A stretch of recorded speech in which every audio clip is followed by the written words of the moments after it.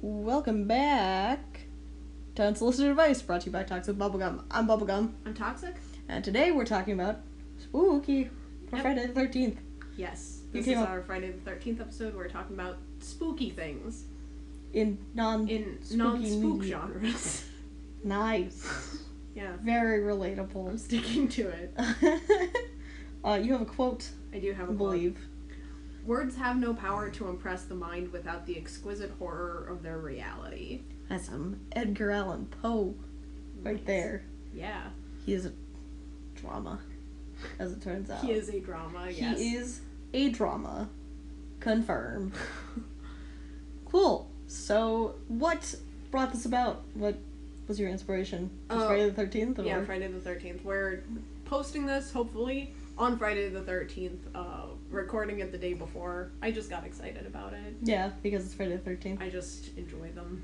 Or, as I like to call it, Friday the 14th. Oh. Because that's what it was originally in good old Norse tradition. Yeah. It's a day to celebrate Freya. We did a lot of fucking. But yeah, so that's sort of where we're going. Yeah. How do we start? We don't have notes again. We do not have notes again. We're just having like a fun holiday episode. Yay, holidays. Oh, do you like my holiday song? I did. Nice. Not as much as I liked my geese song? The geese song. Okay. I was singing a geese song earlier. There are geese by my apartment. Kat does not live with me. There's geese by my apartment, but they weren't there, so I sang a song about them, but they weren't there to finish the song, so it had a sad ending. It was sad.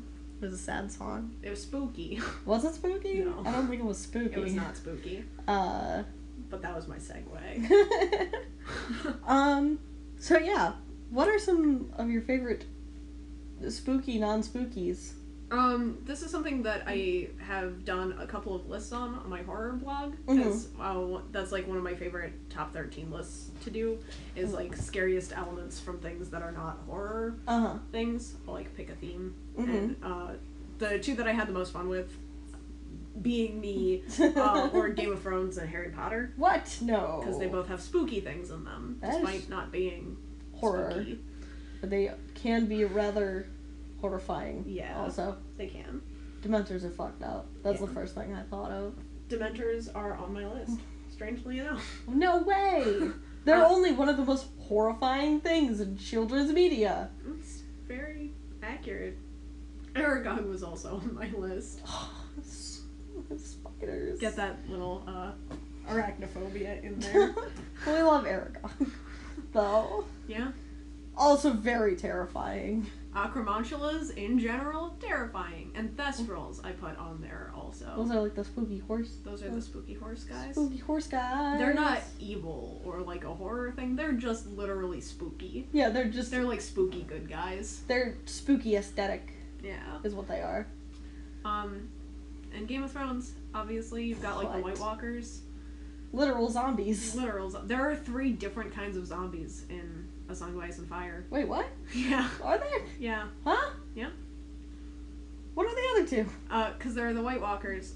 There are the, there's like the experiment thing. There's like the equivalent of the chemical zombie, because Qyburn is running poison experiments on people where he like resurrects them. That's what happens to the mountain. Yeah, that's the mountain. And then they have not gotten, big spoiler alert for A Song of Ice and Fire, and hopefully, fingers crossed, Game of Thrones, because we've got 6 episodes to get to this, and it's one of my favorite plot points. Catelyn Stark resurrects as a zombie. Oh, that's right! Also. I really wish they would do that. I really hope that they get to that, because she just, like, gets an army of the dead together. Yes. They're not White Walkers. But they are dead. Because they're resurrected through the power of the Red God, but they are dead and spooky. They're like the traditional lumbering zombie. And it's good. She's got an army of them. I would like that. I would like to see that, I think. This isn't, I haven't like done an official list or researched this or anything, but another one of my personal favorites obviously is Doctor Who. What? No. Has like a lot of really spooky stuff. Yeah, that's true. I mean, like, the fucking Weeping Angels are Angels. just the entirety of that. The Personified. silences. Which ones? The silence things. That's the thing with the tally marks. Oh, that's right. Oh, God, I hate that. I'm trying to... Oh. I'm trying to think. And we were talking about it a little bit last week, too. Doctor Who also got into some really good body horror occasionally. That was nice. I think another one that gets pretty into the body horror is Full Metal Alchemist does that a lot. Yes. Because it's like the whole thing when they like the creepy hand thing. So much of the hands. So many hands. I was thinking specifically when they resurrect their mom, and she's just like literally like a pile of organs. And some limbs, and it's really fucked up. I hate this because last time we talked about this, I complained that you made me talk about it, and now I'm gonna bring it up. But Nina also, obviously. Because, and it's weird how fucking lingering that is, because it's like, I saw a dog wearing a wig, but it looked exactly like the Nina Chimera, and I was like, I'm dead inside. There was that thing going around on Tumblr. It was like the picture, and everyone was talking about how cute the dog was. And right. Then it was like Edward. I'm done. I quit Tumblr. My favorite thing, I saw one of you always see the compilation posts of people watching Full Metal Alchemist for the first time. And it's always they get to episode 4, Brotherhood, and it's like, look at this girl and her dog. Look at how great this dog is. Look at how cute they are. Everyone says, why is everyone so sad all the time? And then it's like, get to the end of the episode, and it's always just, and it's like, it ends the same way every time, but it's always an adventure when someone watches it for the first time. Oh, absolutely. Oh. But yeah, Sewing Life Alchemist. The Sewing Life Alchemist, any of the sort of... Great example. That alchemy that goes wrong on people is bad, as it turns out. That's maybe why it's forbidden. Probably. I guess. Maybe just a little bit. I don't know. What's some other good stuff? I feel like there's a lot of it. I feel like it's in just about everything. Right. Honestly. It's something like we talked about with the last week on the out of place stuff. Yeah. Like everything sort of just has that one thing, and it's like, oh god. It's like the episode of the Powerpuff Girls we talked about last week. Not the one with the sister, the other one where they go forward in time, and everything's just absolutely destroyed, and like everyone is zombies, and it's like, what the fuck is this? Why though? It's very true. Why though? Okay, but why? The horror genre actually started, like the literary horror genre. I'm not going to pretend to know what started the entire genre. Somebody got scared. But the entire literary horror genre actually was started because romance novels, like gothic romance novels, were getting too spooky. That sounds like gothic romance novels. If I had to put my finger on it, that that's seems like correct. What made Penny Dreadfuls popular also was like, it started with a gothic romance novel where everyone's like, this is kind of spooky for a romance, and then it was like, well, we're not going to market romances anymore, we're going to make it spooky. Market spooky stuff. But I do like spooky things in romances. Yeah. Not even necessarily romances, but like classic literature, I guess. Like Wuthering Heights was really spooky. All of my favorite sections of Jane Eyre are spooky. I'm trying to think, because I don't read nearly as much books as you do. I'm trying to think, because I feel like I can't think of any. No? There's nothing spooky in Gatsby. I mean, like, the whole concept is, like, fucked up a little bit, but, like, it's not, like, spooky fucked up. Yeah. It's just like, wow, these people have fucking problems. Yeah, Gatsby, it's one of those things, it could have been done, and I think Wuthering Heights actually is a really good example of this, because it's got all of the same themes as Gatsby, but is very psychologically terrifying. But Wuthering Heights is advanced Gatsby. Yeah, it's like spooky Gatsby. It evolves into. But like The Great Gatsby is one of those things where it's like, even though all the spooky themes are there, it's just so sad. Yeah, it's like, just when it all really hits sad. you, you're just sad. You're too sad to be spooked. It hits someone else too. Oh no. I'm so sorry. I'm so sorry. Yeah, like To Kill a Mockingbird. Yeah. And some spooks. The entire scene with Scout in the forest, even though it's offset by the fact that she's in a meat costume. Yeah. Is very spooky. It's pretty spooky. That's really a good example of, I can't believe I haven't ever talked about this more. That scene is a really good example of blending a comedic situation with very relatable terrors. Yeah. Because the ham costume is made out of chicken wire, so Scout literally gets tangled up. Right. And can't defend herself. It's very much that claustrophobic feeling that we see in a lot of horror used in a non-horror scenario.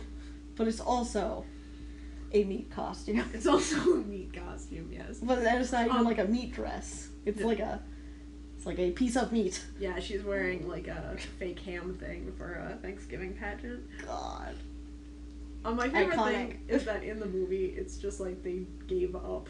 They were just sort of It's just this is ham. This is ham? ?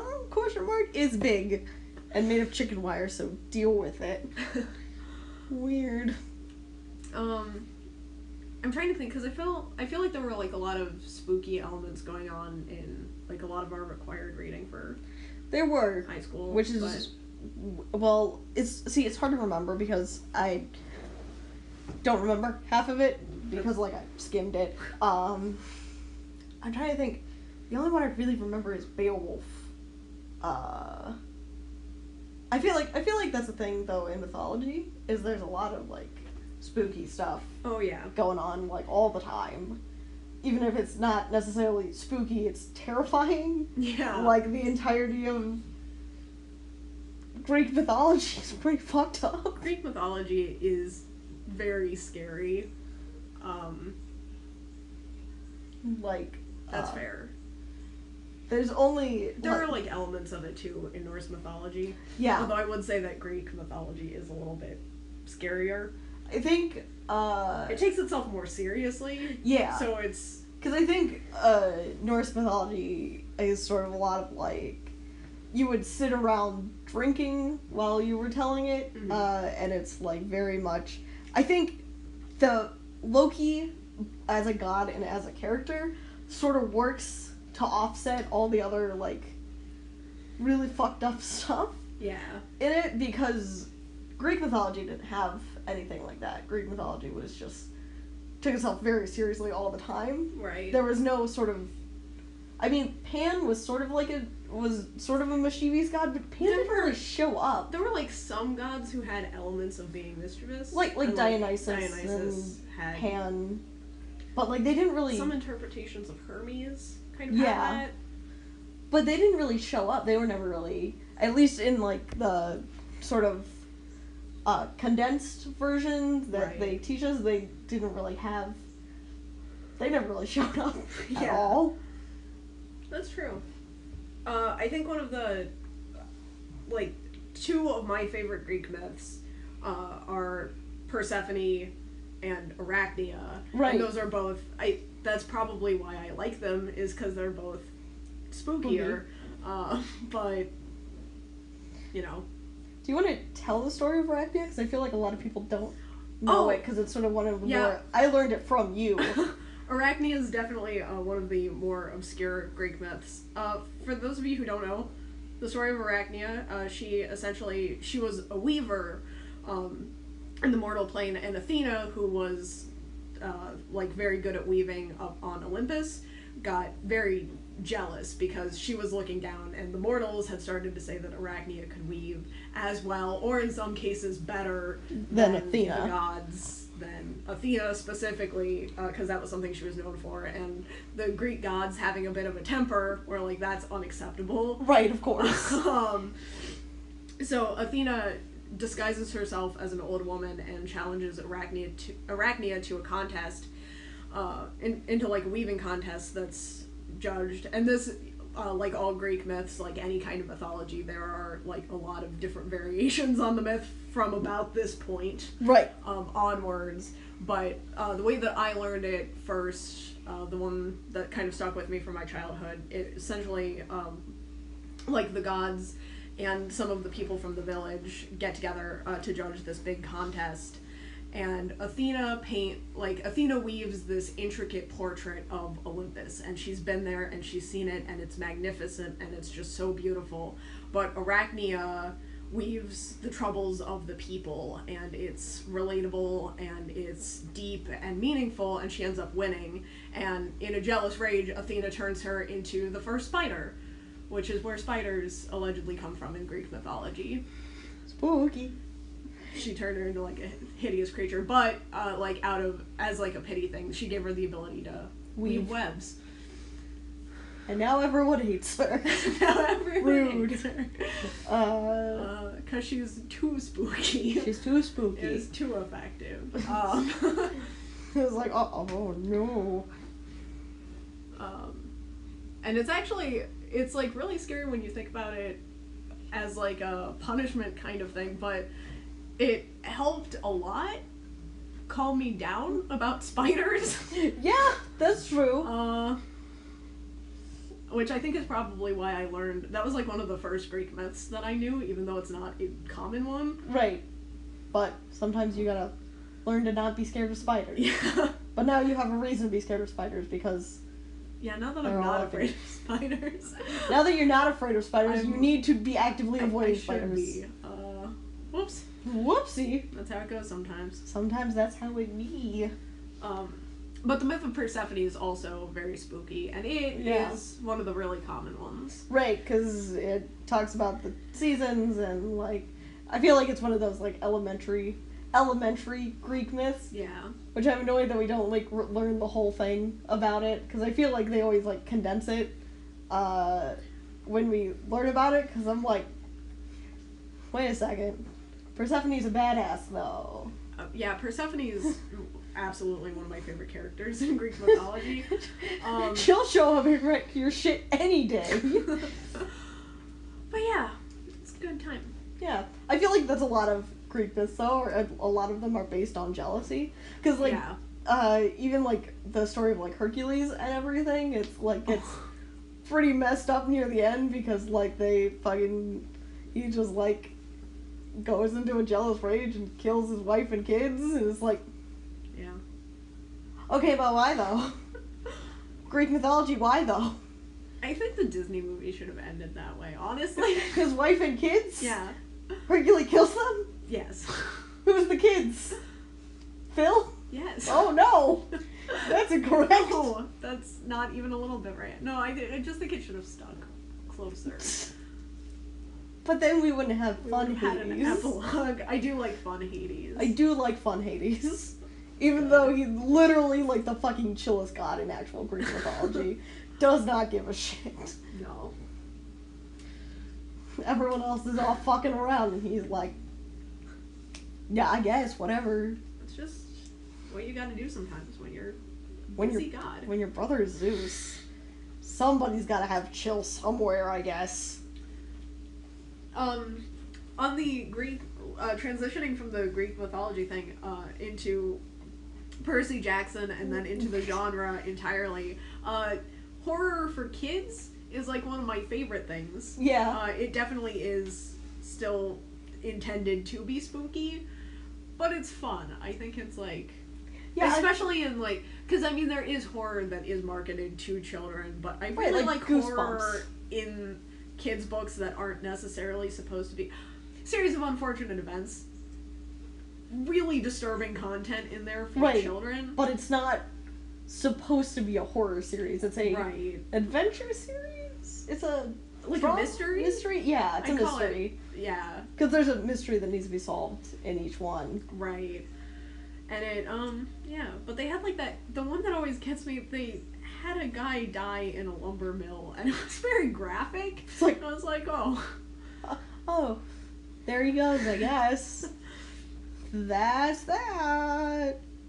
And it's one of those things that's, I guess it's easier to scare kids. So That's it's something true. that you definitely feel more as a child. Right. But also, you can go back and read stuff and be like, what the fuck was that? yeah, the sawmill thing disturbed me more as an adult for sure than it did as a kid. Because there was also there was like that unsettling feeling where like, it's like, why did anyone let me read this as a Why kid? did this happen though? It's one of those things because we also started consuming like actual mature content very early, Right. as opposed to our peers. But so sometimes it's hard to like find the line between it. What was I thinking? Oh, fuck! I lost it. Oh no. I lost it. I was thinking about Sailor Moon, cause I don't know if is it Queen Beryl who does the life draining stuff? Oh, yeah. That's just like really scary. Like that's some really terrifying imagery. Yeah. It's like, oh god, why though? And something like that, because Sailor Moon obviously was a visual format. Right. But having that kind of darker imagery in, like, a magical girl setting, Right. it really stuck out with me. Cause like the rest of it's so pretty, like cause everyone's so pretty, and then like the really terrifying stuff is like, oh god, that doesn't look right. I remembered what the other thing was. Pokemon gets really scary sometimes. There's Defend that. I will defend that. So, in the first season of Pokemon, they go, I don't know if it's technically the first season. In the first series, they go to, the, psychic gym, in, the city, that one.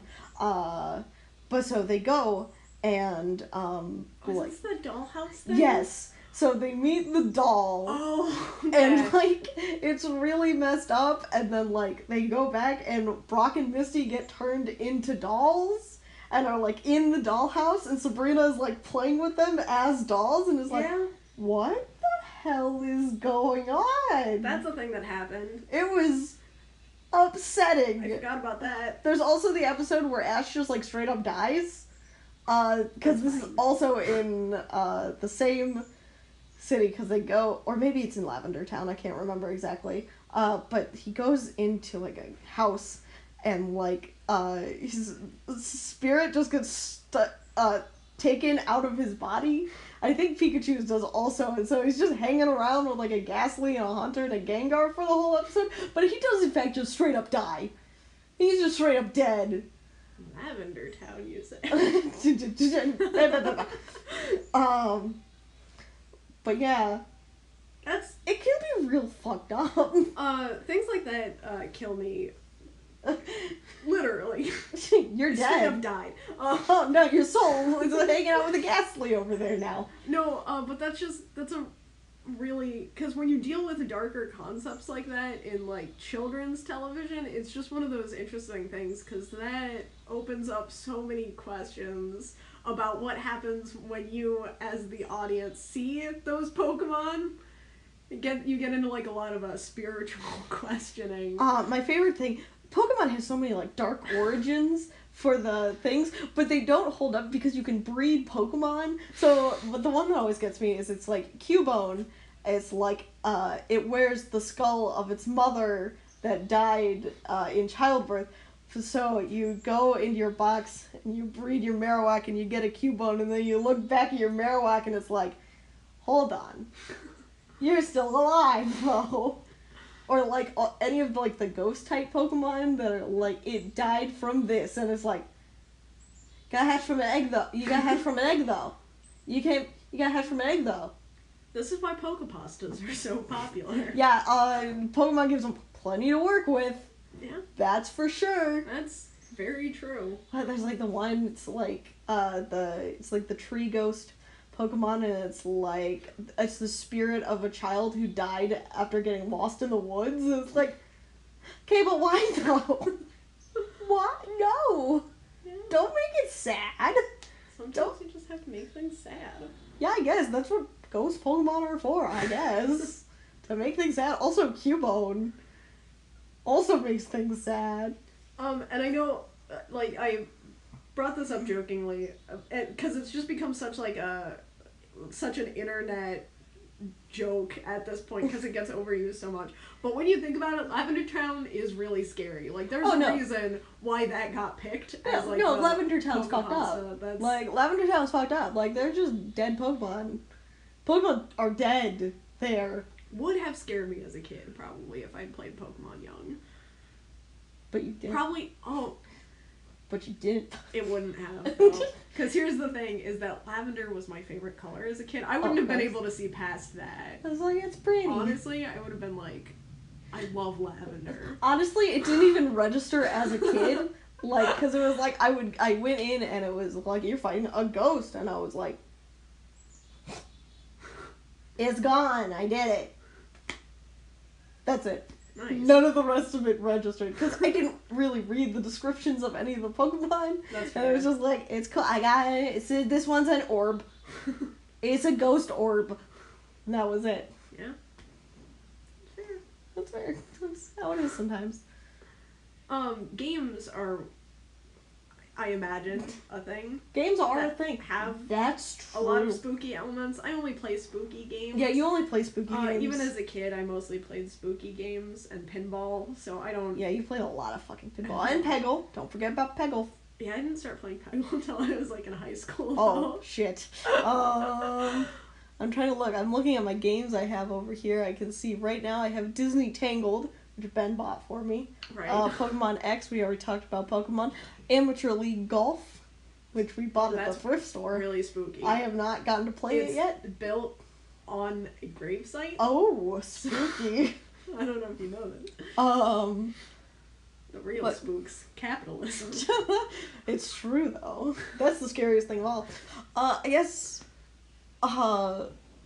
there's a thing in Spyro, like in the third game, where you're, the whole reason you're doing this, like, all these eggs have been taken from the dragon world, and you're rescuing them all because the sorceress wants to get the baby dragon wings and cut them all off and, like, use them in a potion, and it's like, what? Oh no. That's a little bit creepy. It's dark. It's a little bit dark. I'm excited to play that one again. I'm not. There's too many minigames in that game. Oh. There's too many. They better fix the controls on the fucking minigames. God. Nice. But yeah, there are a lot of...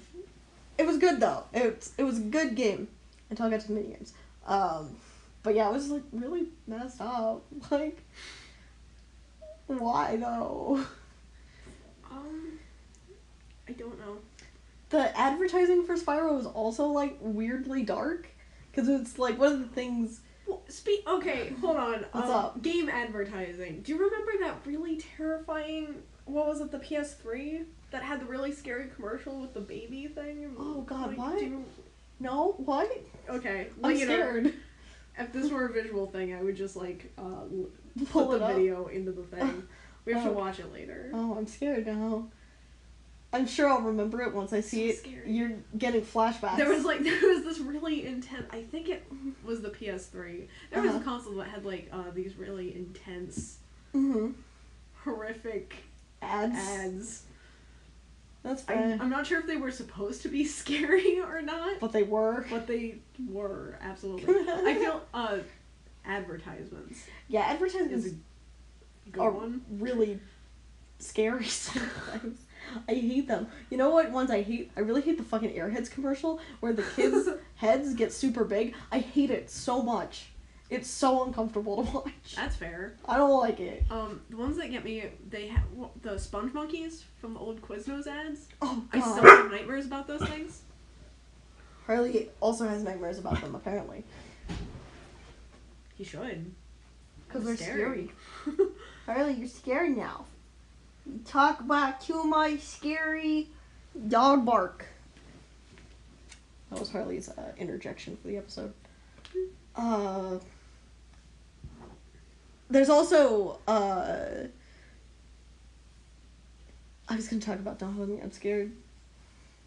Which is meant to be unsettling. I was gonna say, that doesn't quite count. It's so weird because it like straddles this thin line between surreal and just straight up horror. And it's like, oh no. Let's save that one for another day. Yeah. Because that doesn't count as not horror media because that's definitely intentional. Right. That's definitely meant to be upsetting consistently. I feel like anytime like stuff deals like children's stuff deals with like a lot of death, it gets pretty bad. I never read Warrior Cats, but apparently that happens a lot. Apparently that just everyone's just dying all the time. Same thing with Animorphs. Yeah. Like just straight up body horror half the time. It's like I think it's so what's going on? That being said, I do feel like the trend in like trying to keep all that dark stuff out of children's media is really annoying. Yeah. I don't like it. Like, kids can handle it. Yeah. It's like it's fine. If you don't expose it, they don't experience it in a lighter sense, like in their own kind of media, it's not going to be good when they grow up, because then they're going to have no introduction to it, and then it's going to be bad. That's correct. It's good to just, like, not coddle children. Yeah. I believe that. Hold on. That's not what I meant. That's the takeaway. I turned out fine. It's fine.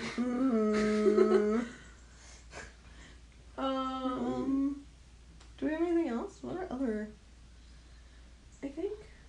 Fucking the entirety of a lot of children's cartoons actually from our generation. That's... Because, like, Billy and Mandy exists. And Yes. Courage also exists.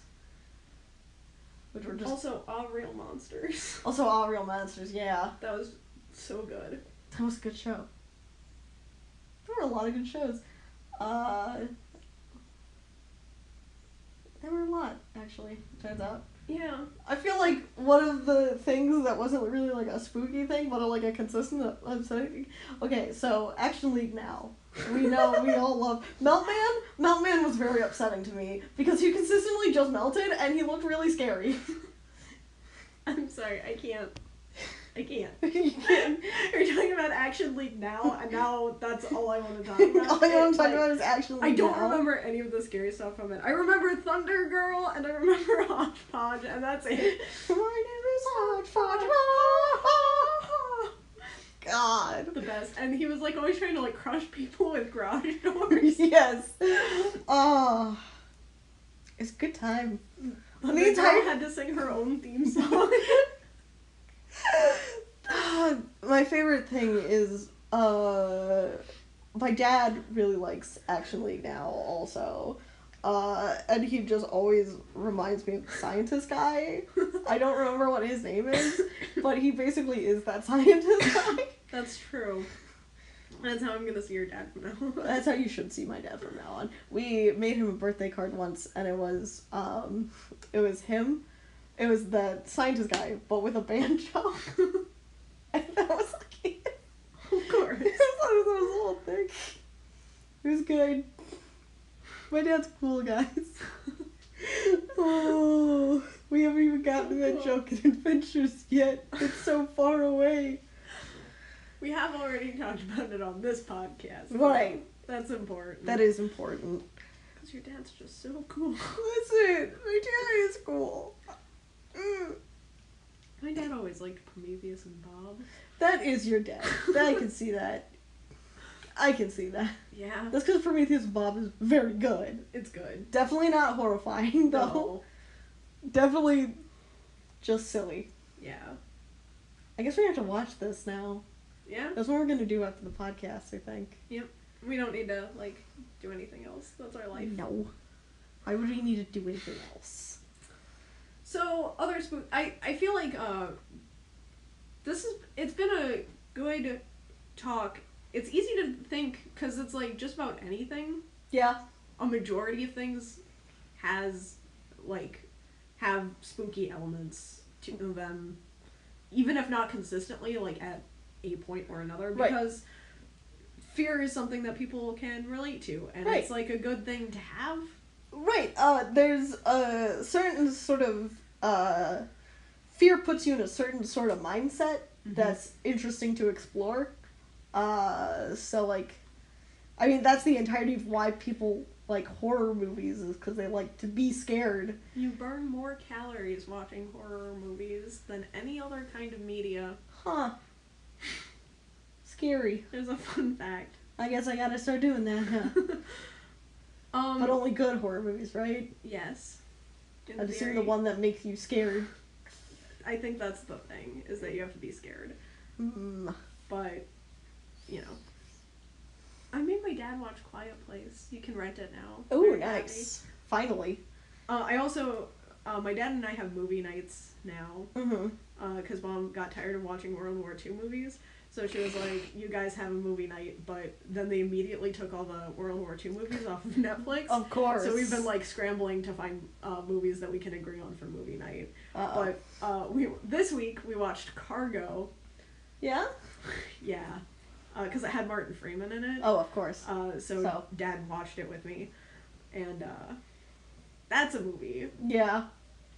I know technically, because it's in the horror genre, it should be, like, the opposite. It should be, like, comedic elements in horror things. But there was enough nonsense in it that I almost feel like it was horror elements and non-horror things. Oh, no. I feel bad saying that. There were, like, a lot of good things about it. But there was also a lot of nonsense. It was, like, it walked that line between being, like, really good and really bad. And like, that's always a hard line to walk. The end kind of pushed it into the bad. Oh, no. Which is sad, because the short film that it was based off of was really good. So amazing. Like, one of my all-time favorite short films. But that's a thing. That's a separate thing. Also. That's a separate podcast topic. It is. Endings. Because endings can ruin things, as it turns out. Yeah. Pretty fast. Yeah. Yeah, do we have any other things to talk about? Should we wrap this up with some advice? Yeah. So if you're gonna use horror elements, I mean, like, I think a good starting place is to look at what scares you. It's always a good place to start for horror. And then apply it appropriately. Because, like, you don't want to go, like, full-on Saw in the middle of your thing. Yeah. Just for no apparent reason. Because Saw scares you. Like, that's fair.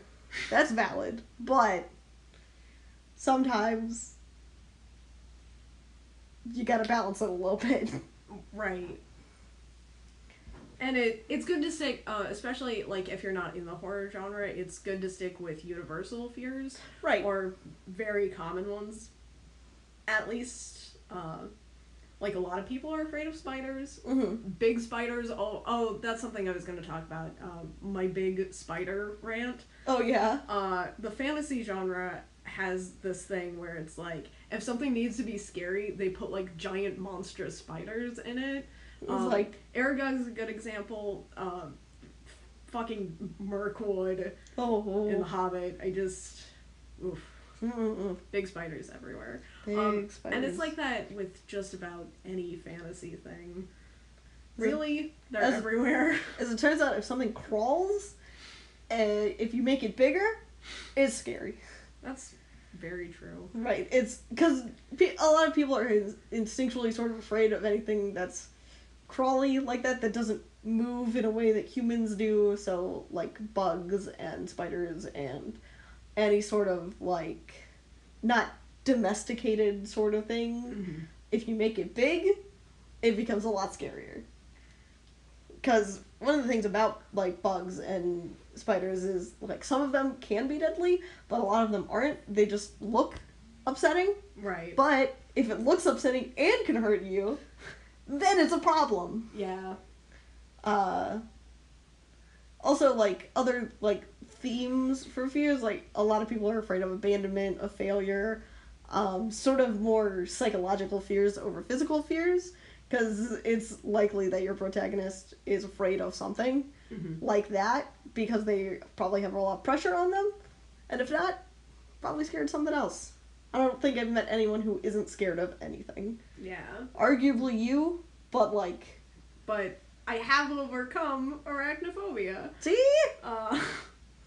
That's not true. I know what your deepest, darkest fear is. But I won't say it on a podcast, because that would be rude. It's gamophobia. We've talked about this. What? Yeah. That also is a thing. A lot of people have that. Misconception that only men have it. Right. Lots of people have it, as it turns out. So I guess that's my advice for you guys. If you're gonna have a female protagonist, give her gamophobia. It's scary. And, people are scared of commitment. That's just how it works. We need more representation. Do you feel oppressed? I do. As, like, not for any of my other weird demographics. This one specifically. This one as a specifically. woman with gamophobia. Oh my I'm god, oppressed. stop. But yes. So yeah, go for universal fears. Go with fears that you can relate to, and make sure they also can translate into whatever you're writing. Yes. Because if it's out of place, people will know. Yeah. It will be obvious.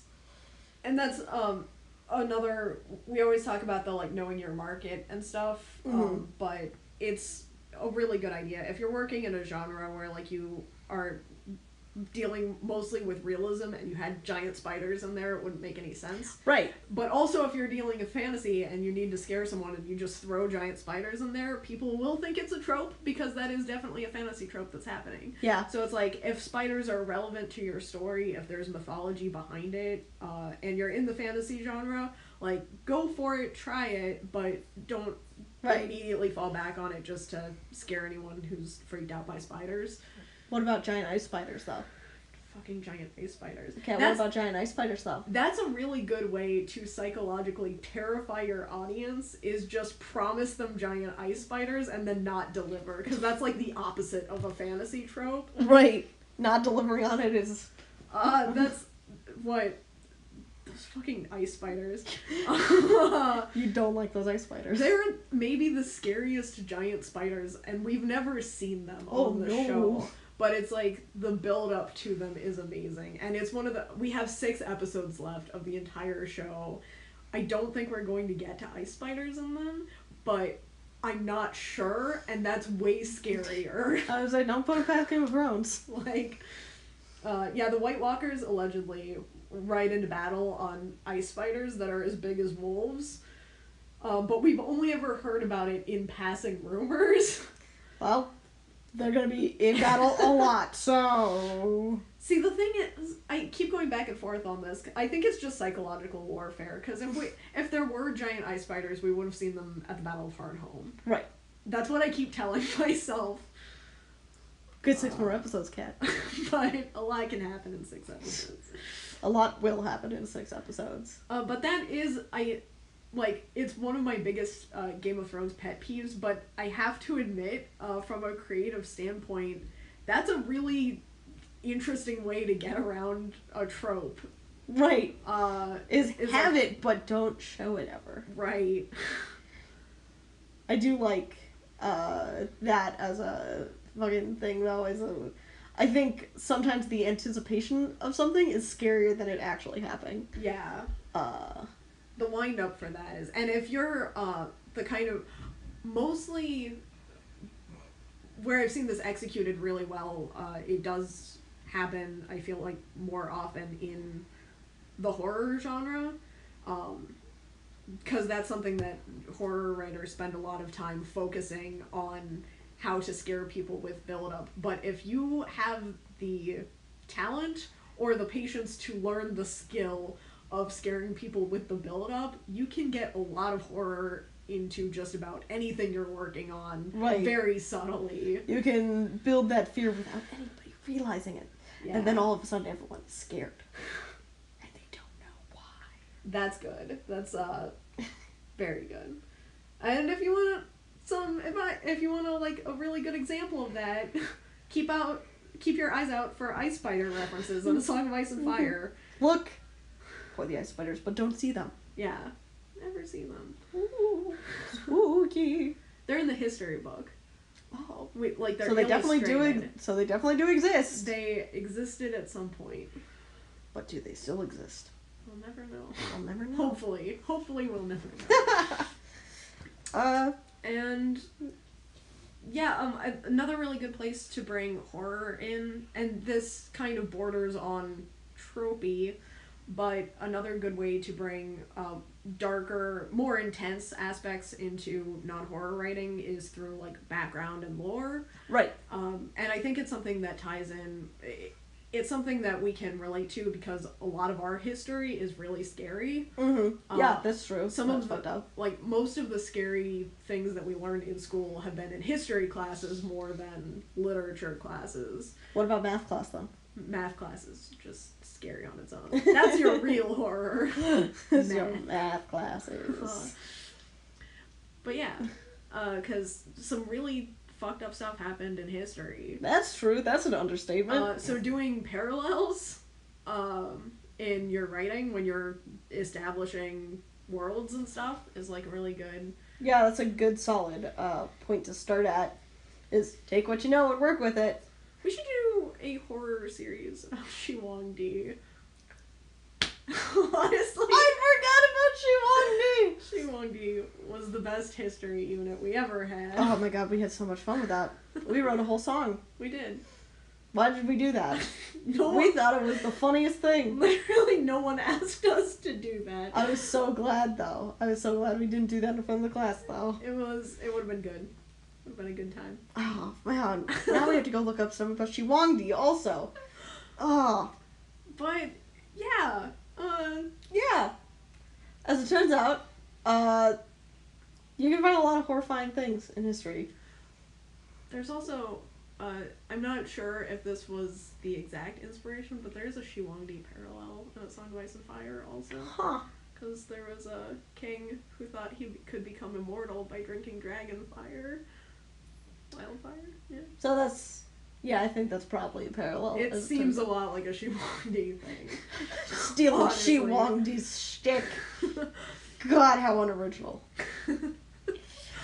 So yeah, history is always a good informer for things that you're doing. Right. And actually, and I talked about this a little bit too, with speculative fiction, but everything in A Handmaid's Tale was based off of cultural, things in different histories that have happened. Well, it's aged spectacularly well, as it turns out. Unfortunately. Frighteningly well. Oh, upsetting. But yeah, as it turns out, I feel like real life is a lot more horrifying than any movie could ever be. Yeah. That's kind of one of the things. Our optimistic life lesson of the day. Real life sucks. Go watch some cartoons and get scared by those instead. Yeah. That's my lesson. I should have talked about Adventure Time. Come on, grab your friends. Going to Disneyland. But yeah, I think that's about it. Yep. Alright. Well, this has been Unsolicited Advice. Everyone have a happy Friday the 13th. I'm Bubblegum. I'm Toxic. And we'll see you next time. Bye. Bye.